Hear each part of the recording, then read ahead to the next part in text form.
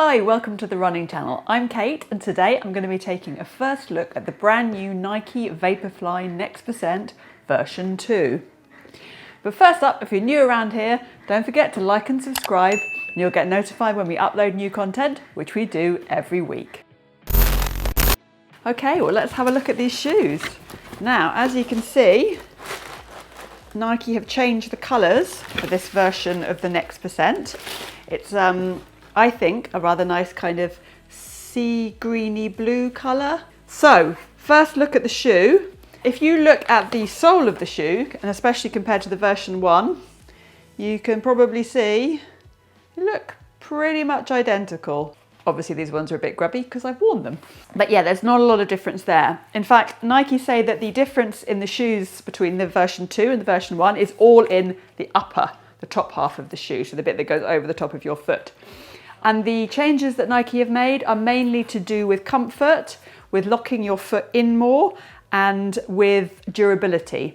These are premium, super pricey shoes for racing, and you want to get as many miles out of them as possible.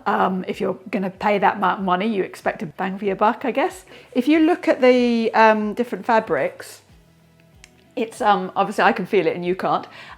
This is the first version is a bit more kind of slippery feel to it.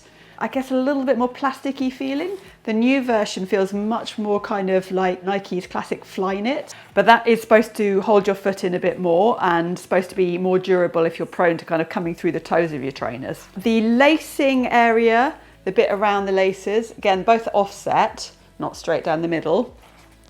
But the new version seems a little bit more robust to me.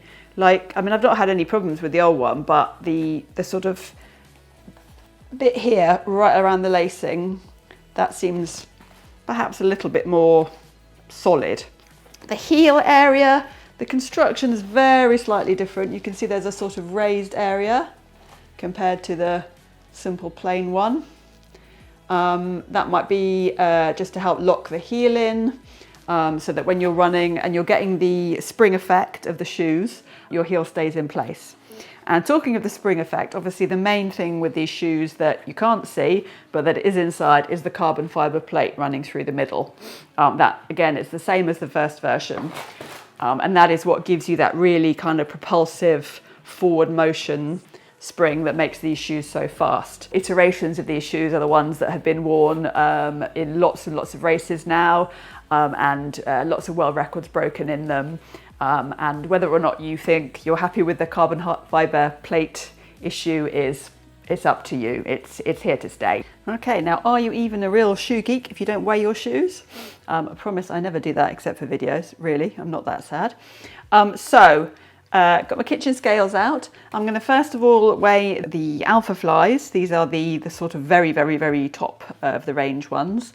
And they weigh, in the UK size 8, 216 grams. So the Next% version 1, 187 grams. And Next% version 2, just checking I haven't left anything in them, 193 grams. So a tiny, tiny, tiny bit heavier than these, which might be just the difference in material and the additional padding in the tongue. I don't think that you're really going to be able to blame those 5 grams on not getting a PB, I'm afraid.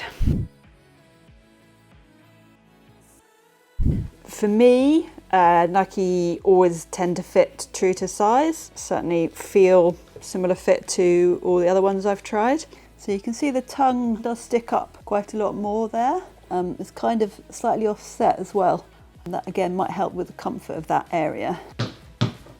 God, it's nice to feel bouncy. Yeah, as you'd expect, you really feel that kind of propulsion, that kind of plate rocking you forward. When you stand in these shoes, you always feel that kind of weird rocking if you could kind of just stand like this. Kind of makes you want to go like that, which of course is the whole point of these shoes. So my first thoughts, having taken these for a little spin, obviously as you'd expect they feel pretty similar to the Next% version 1, given that the sole and the plate are the same. But what's interesting is they do feel a little bit more, like your foot maybe feels a little bit more locked in. Lots of people used to say about the Next Percent, that first version, that they felt slightly nervous going around tight bends, because your foot sort of, you could feel it maybe moving around a bit. I feel like maybe that is more stable in this version, which is interesting. Super comfy. In terms of the sort of quickness, I mean, they don't feel like massively different to the Next Percent version ones, so I wouldn't say they're like quicker or anything, but then I don't think Nike are claiming they are. So if you liked the first ones, then you'll like these.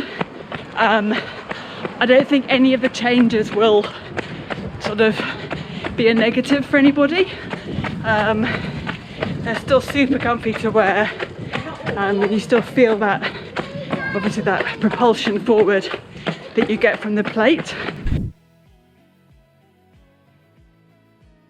Thoughts after my first run. They feel very similar, as you'd expect, as I said, to the first Nike Next Percent, which means in my book they're still an amazing shoe. The Next Percent is my favourite of the Nike racers, and all the improvements that they've made do feel like they're a good thing. Nothing's changed in the feel of it. It still feels fast, springy, like you want to save it for race day.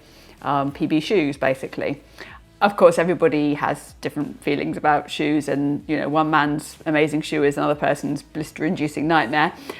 So you know, you have to try out things yourself. But to me, they're a great shoe. One thing that's really interesting is that they've actually reduced the price slightly. The original Next Percents were $239.95. Let's call it $240. And these are retailing now at $209.95.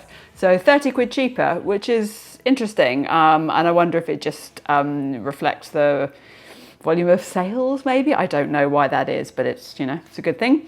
And what's interesting is, as well as therefore being £30 cheaper than the first model, they are now a significant 50 quid cheaper than the Alphaflys, which are still around £260. Now, these are an amazing shoe. They're a world record beating shoe. But I actually have kind of always preferred the Next Percents. I find the Alphafly sort of stack height and so on just a little bit kind of, I don't know, it just throws me a little bit. I find these more of a natural ride. It feels silly to say natural because obviously you're running on a carbon fibre plate that's propelling your foot forward. There's not an awful lot natural about it.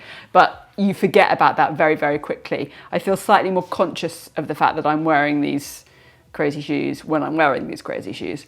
So for me, these are the best ones, but that's just my personal opinion. But the fact that they are now 50 quid cheaper than the Alphafly might also help people to perhaps make their mind up, because, you know, at the end of the day, it's a lot of money to spend on a pair of shoes. Final thoughts, I guess, I mean, I would race in them. I love them. I am a huge fan of the Nike Next Percents. I've run PBs in them. I think I ran my 5K and 10K PB in them. I would totally wear these again. Love the colour. And yeah, I mean, the only thing you have to decide is will they work for you, and is it worth the money? Because it's a lot of money. That's a decision that only you can make.